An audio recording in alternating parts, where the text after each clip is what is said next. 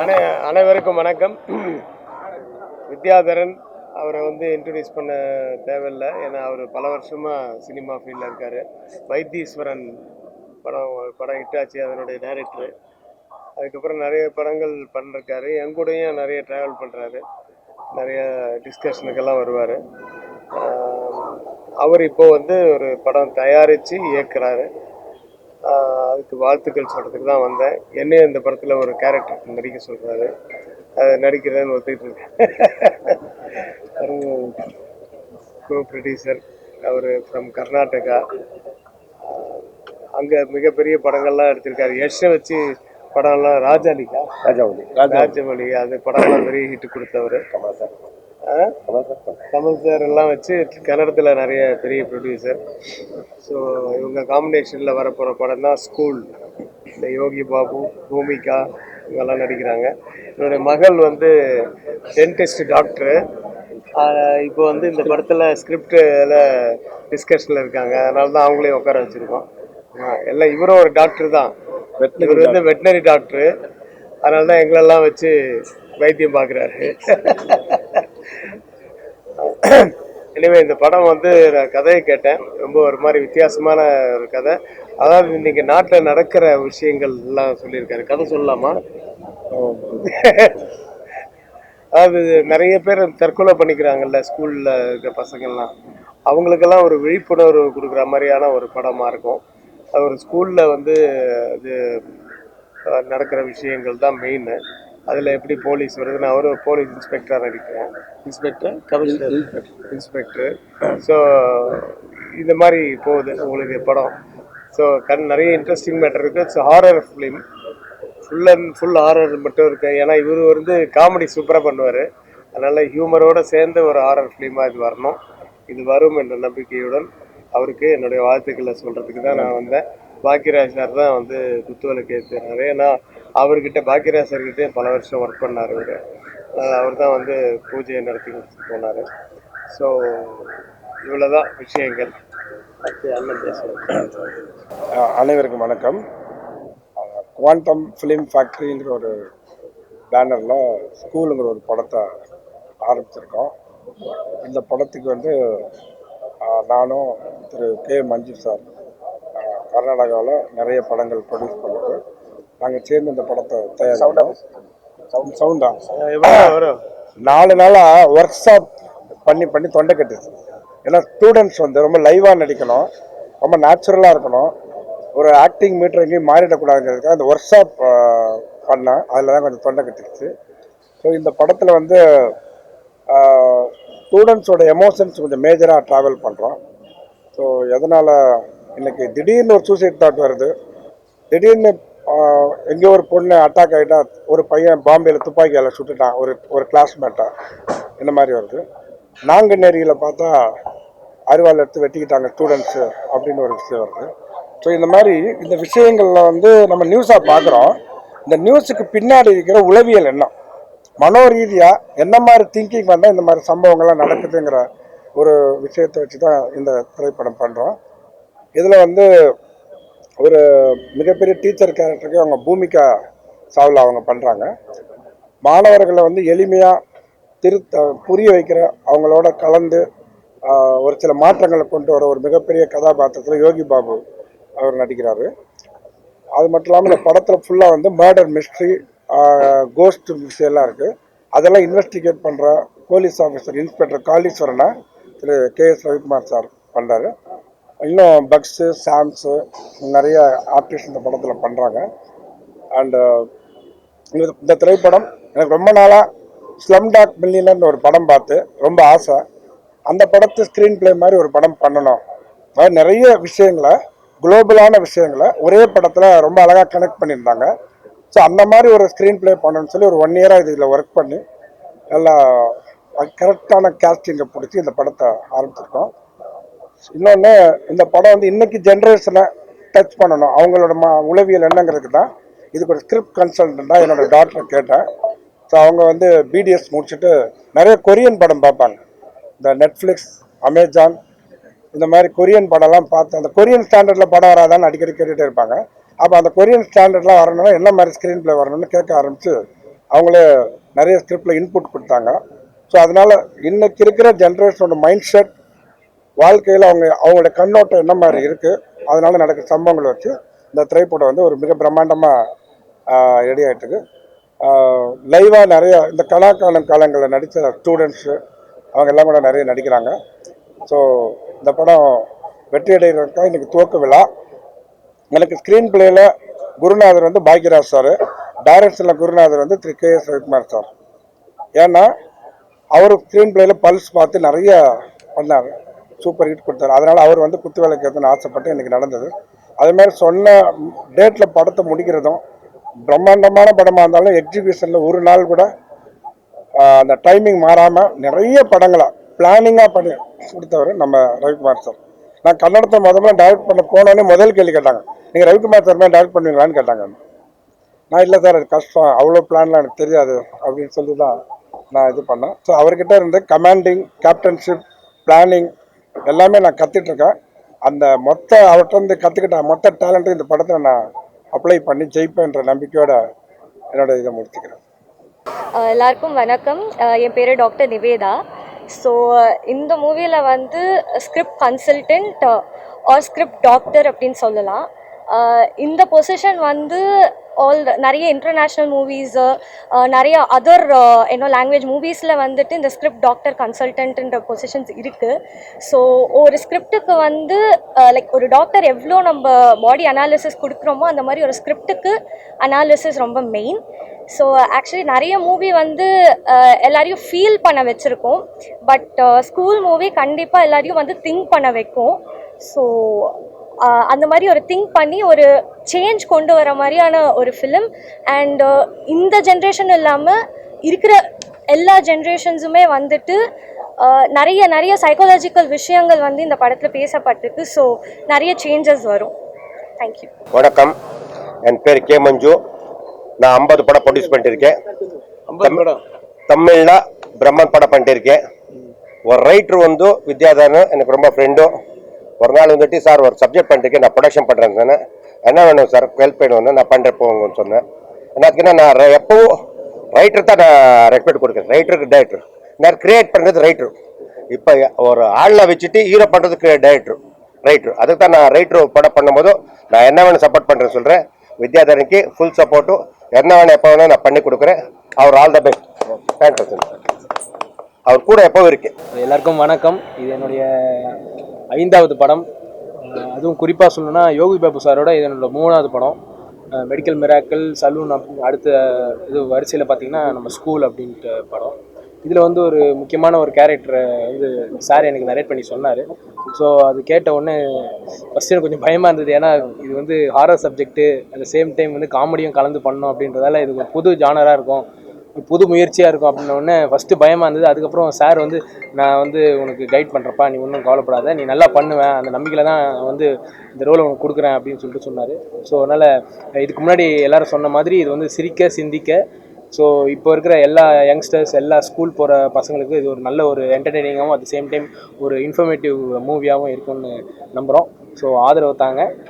இந்த படப்பிடிப்பு முடிஞ்சு சக்ஸஸ்ஃபுல்லாக நாங்கள் வந்து ரிலீஸ் பண்ணி உங்களை எல்லாரையும் நாங்கள் என்டர்டெயின் பண்ணுவோம். நன்றி. பட பூஜை போடுறாங்க. ஸோ அதுக்கு வந்து எல்லா நடிகரும் வரணும். ஆக்சுவலா யோகி பாபு வந்து ஆடியோ லான்ச்சுக்கு வரதே கிடையாது. இதை எப்படி பாக்குறீங்க? அவரை பார்க்க முடியலன்னு கேள்வி கேட்டு எங்க எப்படி பாக்குறீங்கன்னா, அவர் வந்து பிஸியா இருக்காருப்பா. அவர் டே அண்ட் நைட் ஒர்க் பண்ணிட்டு இருக்காரு. அவர் வந்து தூங்காம கொள்ளாம ராத்திரில வந்து 3 மணிக்கு போய் படுத்துட்டு கிளம்புற மணி 7 மணிக்கு எழுந்து வருது. அதே மாதிரி கிளம்புற 6 மணிக்கு போய் தூங்கியிருப்பாருன்னு நினைக்கிறேன். அதான் கிளம்பி அவர் வேற பூஜையெல்லாம் பண்ணுவார். குளிச்சுட்டு பூஜையெல்லாம் முடிச்சுட்டு இந்த பூஜைக்கு வர்றதுக்கு கொஞ்சம் லேட் ஆகும். ஆனால் கண்டிப்பாக வந்து தலையை காமிச்சிட்டு போவான்.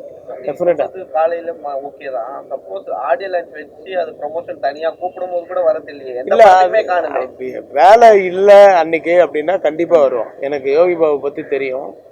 ஏன்னா நானும் என்னோட படங்களில் என்னோட கூகுள் குட்டப்பில் ஃபுல் டைம் இது பண்ணியிருக்கேன். நல்ல கோஆப்ரேட் பண்ணக்கூடிய ஒரு நடிகர், நல்ல ஒரு நாலேஜ் உள்ள நடிகர். அதனால் வந்து யோகி பாபு மேலே எந்த குறையும் எனக்கு தெரியல. ஏன்னா கண்டிப்பாக ஃப்ரீயாக இருந்தால் கண்டிப்பாக வருவார். ஏற்கனவே கொடுத்த ஒரு டேட்டு வந்து பூஜைன்னு நம்ம வந்து அப்புறம் அந்த நேரத்துலாம் சொன்னார். இவர் பூஜை முந்தா நாள் தான் சொன்னார். ஸோ அந்த நேரத்தில் அதை கேன்சல் பண்ணிட்டு வர முடியாது, அதை அட்ஜஸ்ட் பண்ணி வரணும் இல்லையா. அது மாதிரி ஆடியோ லான்ச்சு கூட முன்னாடியே அவர்கிட்ட டேட் வாங்கி இந்த டேட்டில் ஆடியோ ரிலீஸு, இந்த டேட்டில் ப்ரொமோ நீங்கள் வந்தாகணும் அப்படின்ட்டு அவர்கிட்ட சொல்லி அந்த டேட்டை அவர் கொடுத்துட்டு அப்புறம் வரலாம் தான் நம்ம குறை சொல்லணும். கொடுக்காம நீங்கள் வந்து இஷ்டத்துக்கு கூப்பிடும்போது எப்படி வருவாங்க சார்? பெரிய படத்துக்குலாம் அவர் வராரு சார். ஆனால் சின்ன அவர் நடித்த படம் சின்ன படத்துக்கு வர மாட்டாங்க. நிறைய பேர் நிறைய ப்ரொடியூசர் வந்து வருத்தப்பட்டு தெரிவிக்கிறாங்க ஸ்டேஜ்லேயே. இப்போ அது வந்து பெரிய படங்களுக்கு போகல அப்படின்னா பெரிய படங்களை கூப்பிட மாட்டாங்கன்னு நினைக்கிறேன். அதனால போறாருன்னு நினைக்கிறேன் பெரிய படத்துக்கு அப்படின்னு நினைக்கிறேன். அது அவர் என்னமா இல்லைன்னு தெரியாது, நான் நினைக்கிறது அப்படி. ஒருவேளை பெரிய படங்கள்லாம் பெரிய ஆர்டிஸ்ட்லாம் நாளைக்கு வந்து நம்ம மதிக்கல அப்படின்னா அது பெருசாக பேசப்படும். சின்ன படத்துக்கு போகல அப்படின்னா அவ்வளோ பெருசாக பேசப்படாது. சார் விஜயகாந்த் சார் இறந்தாங்க அன்னைக்கு வந்து அவர் சமாதிக்கு போறாரு. ஆனால் அவர் படத்தோட ஆடியன்ஸ் பிரசாத்ல நடக்குது, ஆனால் அங்கே வரல. அவர் விஜயகாந்தை இதை விட பெருசாக நினச்சிருக்கலாம், அது தப்பு இல்லையே. அது அவர் டைமிங்னு ஒன்று இருக்குல்லப்பா எல்லாருக்குமே. இப்போ நீங்கள் கூட இங்கே வரும்போது நடுவில் ஏதோ ஒரு வேலை இருந்தால் போயிட்டு வரீங்கன்னா ஏன் போகிறீங்க அப்படின்னு கேட்க முடியுமா உங்களை யாராவது? சுத்தமாக வரல சார். போயிட்டு வந்தால் பரவாயில்ல. அது வேற ஏதாவது காரணம் இருக்கும். பேமெண்ட் ஃபுல்லாக கொடுத்துருக்க மாட்டாங்க, டப்பிங்க்கு முன்னாடி பேமெண்ட் கேட்டிருப்பாரு கொடுத்துருக்க மாட்டாங்க, அதை மீறி டப்பிங் பேசி கொடுத்துருப்பாரு. அப்போ செட்டில்மெண்ட் பண்ணுறான்னு இருப்பாங்க, ரிலீஸுக்கு முன்னாடி அது கொடுத்துருக்க மாட்டாங்க. இந்த ஆடியோ லான்ச்சுக்கு முன்னாடி கொடுக்குறேன்னு இருப்பாங்க, கொடுத்துருக்க மாட்டாங்க. இந்த மாதிரி நிறைய விஷயம் இருக்குன்னா அந்த ப்ரொடியூசருக்கு என்ன கஷ்டமோ எல்லாம் பார்க்கணும்ல. நம்ம ஒருத்தருக்கு குறை சொல்கிறதுலையே நம்ம இருக்கக்கூடாது. நம்ம அவருக்கு என்ன சூழ்நிலையோ அதனால. ஆனால் அப்படி வந்து மற்றவங்களை மதிக்காத ஒரு மனுஷன்தான் இவர் அப்படின்னு சொன்னால் நான் ஒத்துக்கவே மாட்டேன். இவ்வளோ டைட் ஷெடியூல்லையும் இந்த படத்துக்கு கதை கேட்டு டேட் ஒதுக்கியிருக்காங்க. இந்த படத்துக்கு டேட்டு கொடுக்குறாருன்னாவே நீங்கள் புரிஞ்சுக்கலாம்ல அவர். ஏன்னா இவர் சீனியாரிட்டி அவருக்கு தெரியும். அதனால் இவர் மற்ற பெரிய படங்கள் கொடுக்குற அமௌண்ட் இவர் கொடுக்க முடியாது அவரால். ஸோ இந்த படத்துக்கு என்ன வேல்யூவோ அந்த அளவுக்கு தான் அவர் கொடுக்க முடியும். அதுக்கு ஒத்துக்கிட்டு அவர் பண்ணுறாருல்ல, அப்படின்னா அவர் நல்ல மனுஷன் தானே. அதை எப்படி நம்ம குறை சொல்ல முடியும்? எல்லாம் மனுஷனாக பிறந்த எல்லாருக்குமே சில குறைகள் இருக்க தான் செய்யும். அதனால வந்து நம்ம அவங்கள மட்டம் தட்டிடக்கூடாது. எல்லாருமே நல்லா இருக்கட்டுமே, எல்லா படங்களும் நல்லா ஓடட்டுமே. அவர் ப்ரொமோஷன் வந்ததுனால தான் அந்த படம் வந்து ப்ரொமோஷன் ஆகலன்றதுலாம் சொல்ல முடியாது. அவர் வரலங்கிறதே இப்போ இந்த மாதிரி இல்லைன்னா நீங்கள் பேசி அந்த படம் பேர் என்ன வரலன்னு சொன்னீங்களா? அந்த படம் பேர் தூக்குதரை பாருங்க, இப்போ பெருசாகிடுச்சு. தூக்குதரைக்கு இப்போ ஒரு ப்ரொமோஷன் கிடைச்சிருச்சுல்ல சார். அதே போல பெரிய படங்களுக்கு வந்து ஈஸியா தியேட்டர்கள் கிடைக்குது.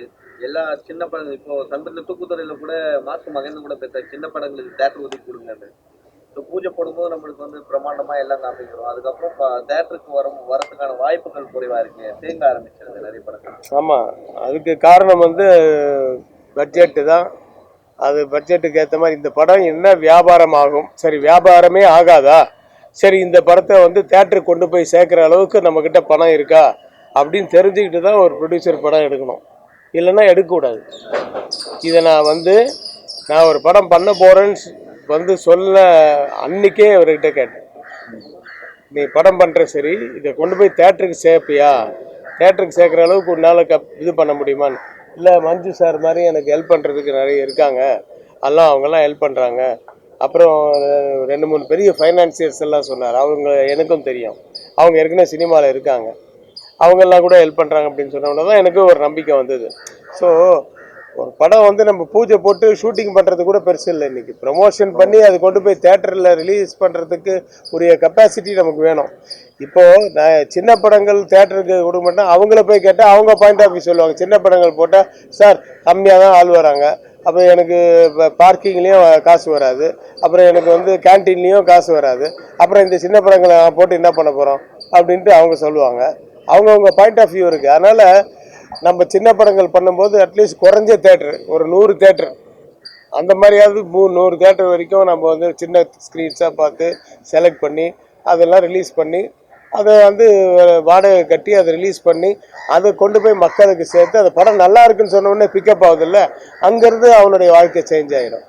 அந்த ஒரு நம்பிக்கையில் தான் அந்த காலத்துலேருந்து இந்த காலம் வரைக்கும் எங்கெங்கிருந்தோ ஈசல் மாதிரி ப்ரொடியூசர்ஸ் வந்துக்கிட்டே இருக்காங்க. அதில் தோற்றவங்கெல்லாம் போயிட்டே இருக்காங்க. இது வந்துக்கிட்டே இருப்பாங்க, போயிட்டே இருப்பாங்க. சினிமா வந்து என்றைக்குமே வாழும், சினிமாவெல்லாம் அழிக்க முடியாது.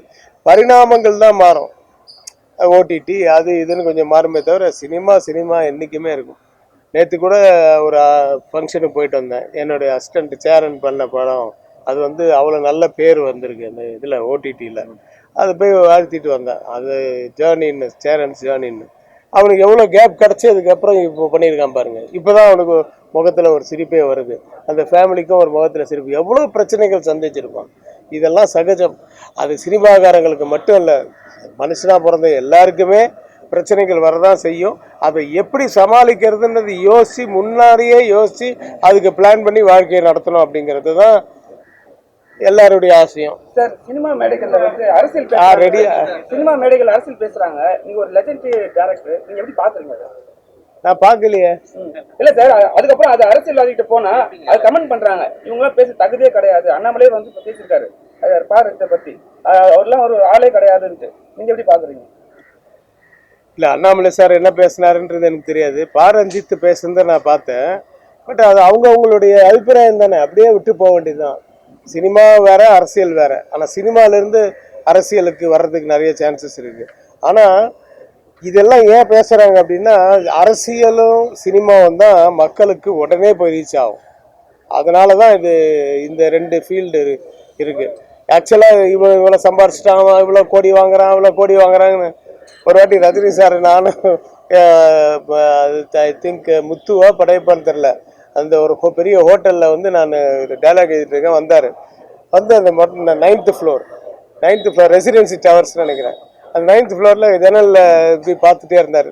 நீங்கள் எழுதுங்க அப்படின்ட்டு பார்த்துட்டே இருந்தார். பார்த்துட்டே இருந்துட்டு அதுக்கப்புறம் அவர் என்ன சார் பார்க்குறீங்க அப்படின்னா, என்ன லட்சக்கணக்கான வீடுகள் தெரியுது, எவ்வளோ பெரிய இடம் இது, நம்ம சிட்டி எப்படி இருக்குதுன்னு சுற்றி பார்த்தாரு. ஏன்னா அந்த 9th floorலேருந்து சுற்றி எல்லாமே தெரியும்.